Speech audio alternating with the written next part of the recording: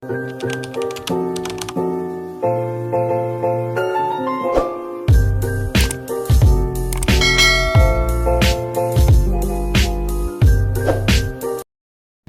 everyone! Welcome back to my channel. Disclaimer, itong videos na i-share ko sa inyo ay hindi ko po pagmamayari at i-credit natin ang owner nito. Muling nagsama-sama sina Coco Martin, Michael De Mesa, John Prats, Raymart Santiago, John Estrada, so on and so forth. At kasama ang kanilang mga asawa. And sa video nga na to ay birthday pala ni Michael De Mesa at sabi ni Coco Martin, kaharap nila ang lechon ay talagang success nga daw ang pinaghirapan ni Coco Martin at niyakap niya si Michael De Mesa or Tito Mike ang tawag nila.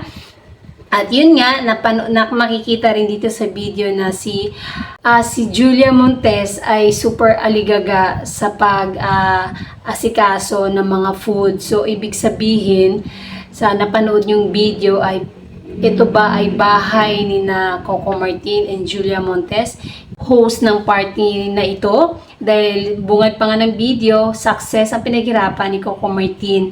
At yun, napakasaya nila dahil nagsama-sama muli ang dating magkakasama sa FPJs, Batang Quiapo. And of course, tayo na nagmamahal sa Coco Jewel, masaya tayo. At ayun nga, may mga photos, yun yung videos na may share ko sa inyo.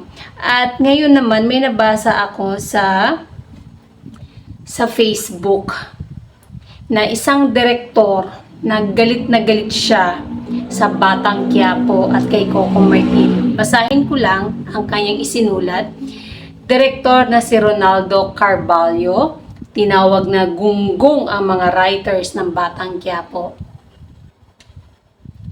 Naglabas ng saloobin ang direktor na si Ronaldo Carvalho hinggil sa mga napapanood na eksena sa seryeng FPJ's Batang Quiapo. Hindi nagustuhan ni Carvalho ang tila paulit-ulit na eksena sa nasabing serye at tinawag na wala ng katuturang panoorin. Napanood na umano sa eksena pero naglalabas pa ng monologue kung saan muling ikinukwento ni Tanggol ang pangyayari. Ayon sa direktor, kailangan umano ng quick script writing workshop ng mga writers ng FPJ's Batang Quiapo. Pinansin rin ni Ronaldo ang pag-iyak ni Tanggol sa wala umanong luha. Diyos ko, saan ba nag-aral ng script writing ang mga gunggong na writers na ito? Kapag naipakita na visually sa eksena previously, hindi na ito dapat ikwento through pagkahaba-habang monologue ayon kay Carvalho. Dagdag pa niya, ayon pa sa direktor, wala na lahat itong katuturan, wala nang saysay. Yung pagkukwento mo kay Bubbles Tanggol, nakita na sa previous scene ng paulit-ulit yung mga kinukwento mo Tanggol. Hindi na yan nakakaantig at all.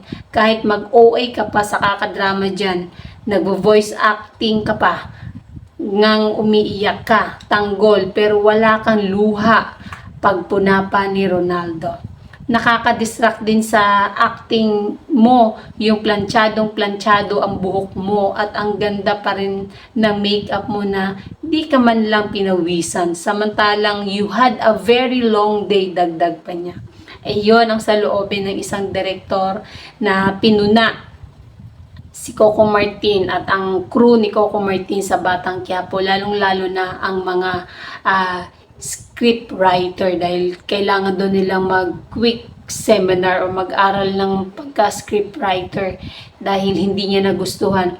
Ano kayang ibig niya sabihin dito? Sabi naman ng iba sa comment ay nagpapansin lang itong direktor, baka gustong pumasok sa pagka-direktor o tulungan si Coco Martin sa Batang Quiapo.